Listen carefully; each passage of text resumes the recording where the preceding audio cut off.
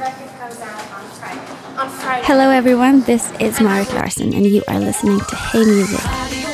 Radio Berlin 88.8. Hey Music mit Jürgen Jürgens.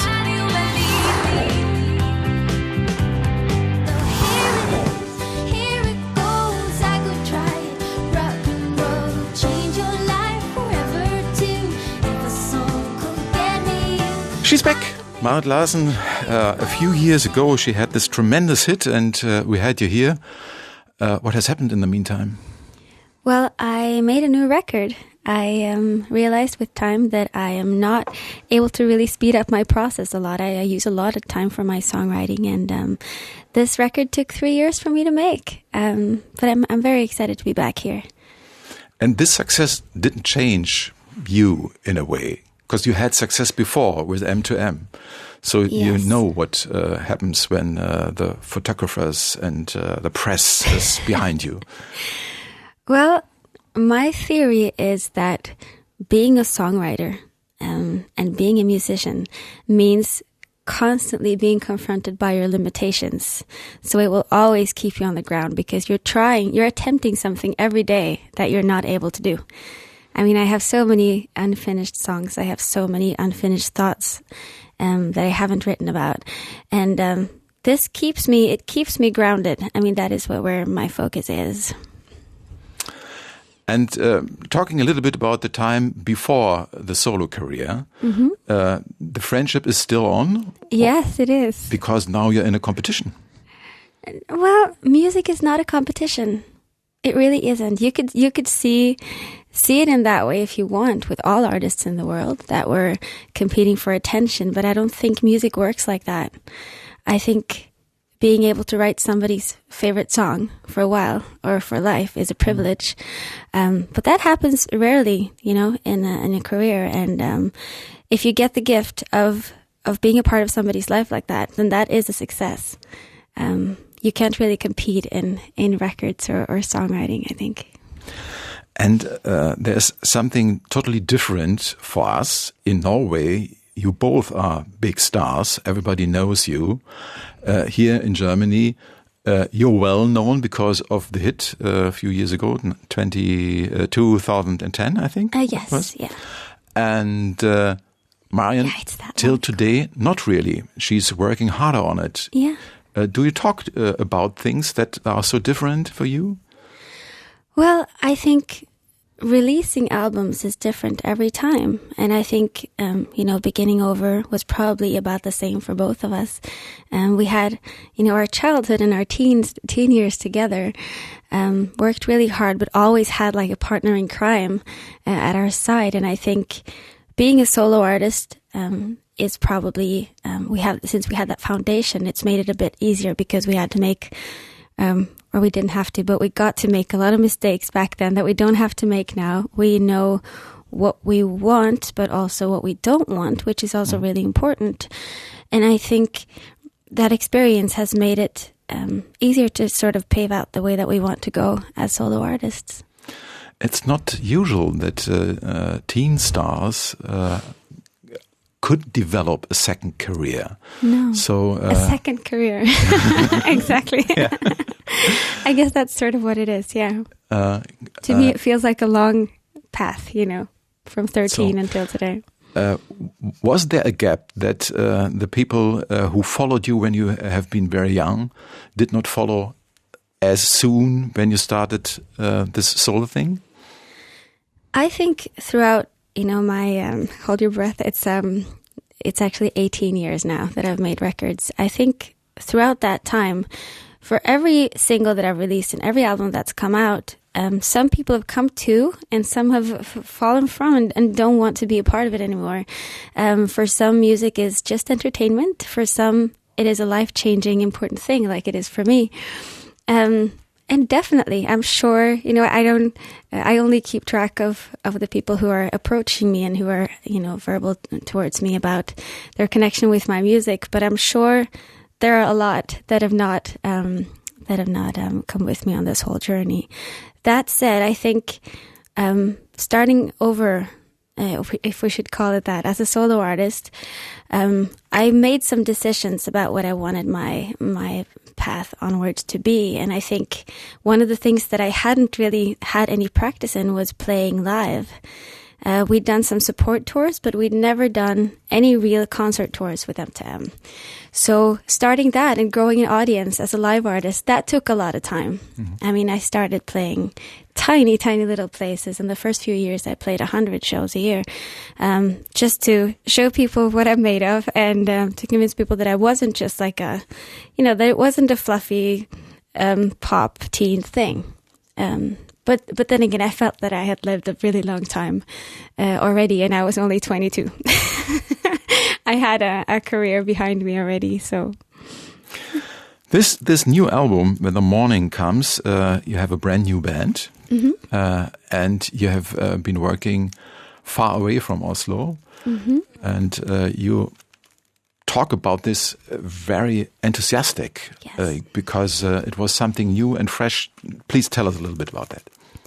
Well, I had never recorded an album in Nashville before. I'd felt a pull towards Nashville for many years, first for being a folk and bluegrass and country fan. But in the recent few years, I also noticed that music that I really connected with in other genres was also coming from Nashville. Jason Isbell, Casey Musgraves, the Black Keys are even there now. I think I was so intrigued, and I needed to go there and see, what's in the water, what's going on there. This amazing heritage of all these great songwriters, but now also a big wave of new and exciting things. So I went there. I can make this story really long, but I'll try to make it short for you, because I went there. I found something that I haven't found anywhere else. I think I was. It was like I felt like it was like vitamins for my brain and for my songwriting, and everyone that I met and that I truly connected with, they were so good at what they did that I had to really step up my game. I had to write better than I've written before. I had to play better. I had to be investigating and finding out what separated me from everyone else instead of trying to fit in, because everything is there already. It's like selling sand in Sahara, and I wasn't even going to release the music there. So you said that you normally try to be on your own when you develop the songs. Yes. And so it was something different that there are so many people around. It scared me a lot. There wasn't that many at the same time. I've done... I've opened up a room in me that I thought was very scary, because I'm used to having full control of the songwriting. Now I invited people into the actual creative process, but it was only one at a time. That's how far I could stretch it. But also staying in Nashville and recording the music there, going back there and being in a studio there, and not coming home to Norway and then sort of wussing out at the last minute, also made me... I felt like I was finishing a thought. It was, I went there, I went home, and I had an album. This album I'm holding in my hand for the first time here, the German version. I felt like I had come closer to who I want to be as an artist, which is always, of course, a goal for each album that I release. Takes a lot of time, but there's no cutting corners. The string arrangements, did a guy who worked with Coldplay and made arrangements for them. David Rossi. So I think it was a special thing as well. Yeah, it was. Absolutely. I actually met him randomly in LA, and I'm such a big fan of his. And he's a very... humble and not very he doesn't have that American, sometimes, loud, braggy style. Not all Americans do, pardon me. But he was kind of shy and quiet, but I understood who he was and what he had done. And I was so overwhelmed by it. And, he gave me his card and said, if you ever need string arrangements. And I was like, haha, he's doing that to be polite.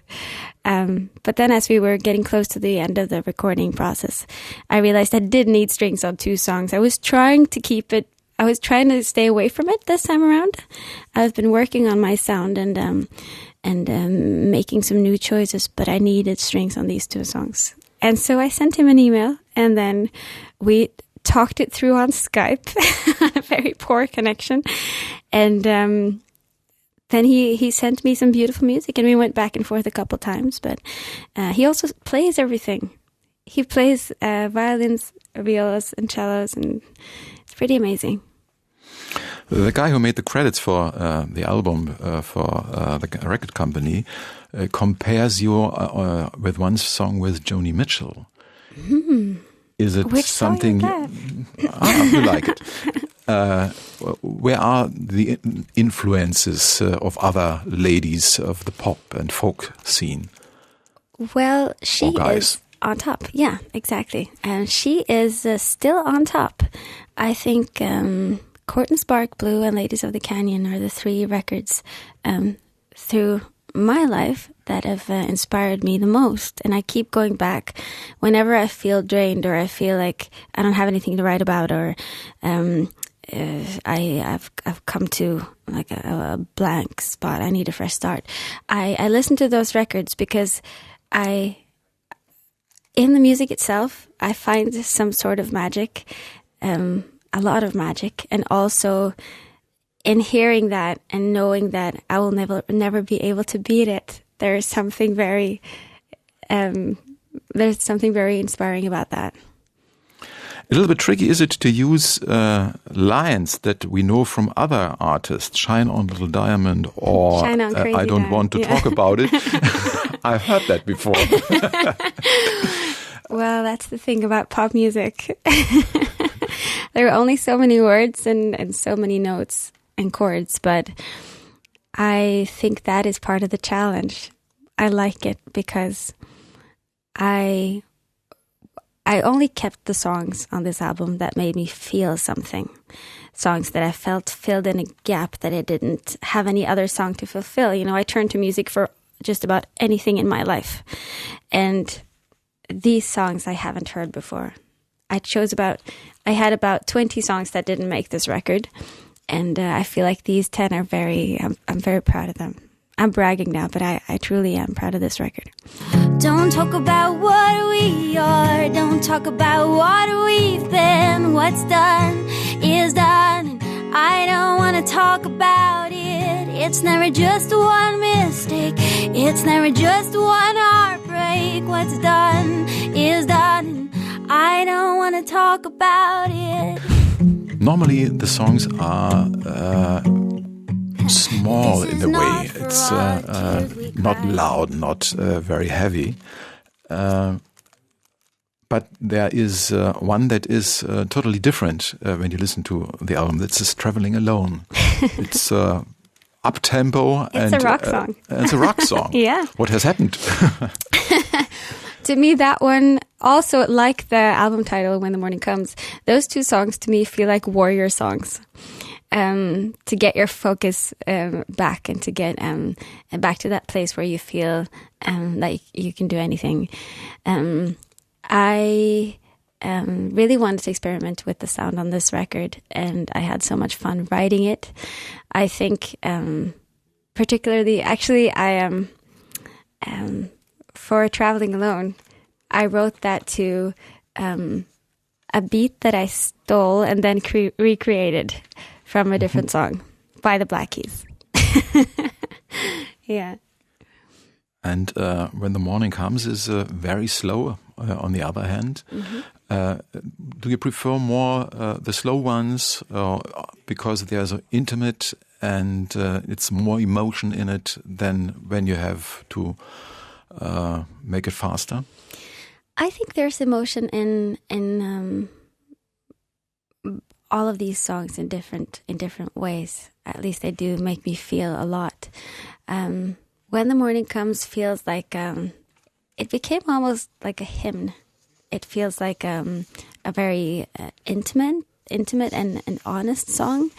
And I think the way the record industry is changing, and the fact that people are now, a lot of my listeners are basing or listening to my songs in a different way from listening to just the entire record. A lot of people are making playlists, and I now have to make sure. I always kept this in mind, but now more than ever, I want to make sure that each song is its own little universe. So if someone just hears that song of my entire career, I'll know that I put everything I had in it.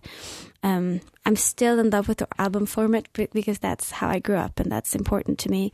But still, I imagine someone might use just, the album title track When the Morning Comes for one use, and then somebody else will go to a party and jump up and down to Traveling Alone.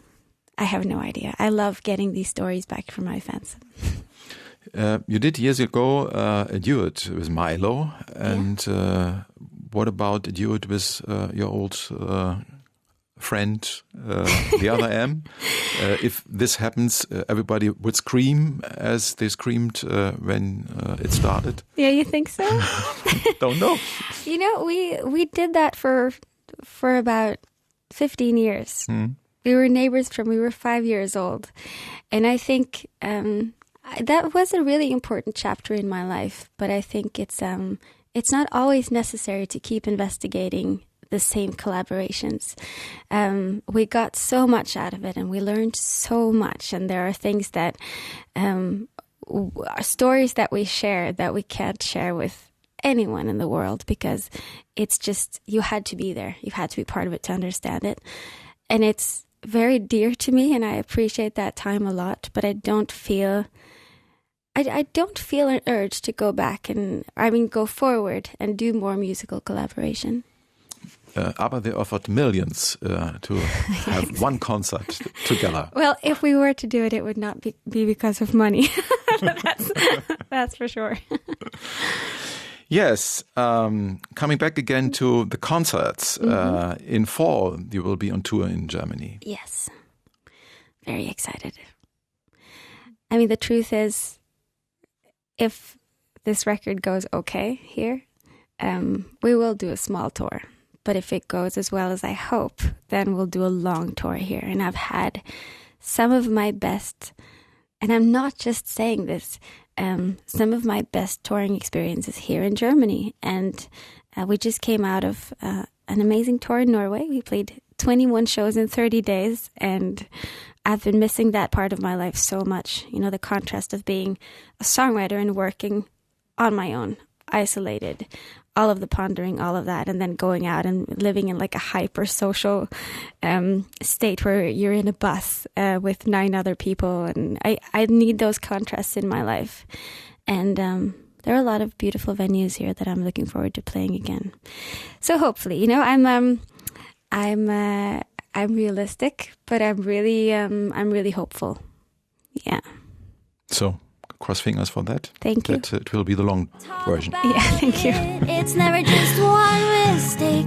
It's never just one heartbreak. What's done is done, and I don't want to talk about it. All of the good that remains, all that a memory contains, all that is still unexplained. After he walked away, he is the reason.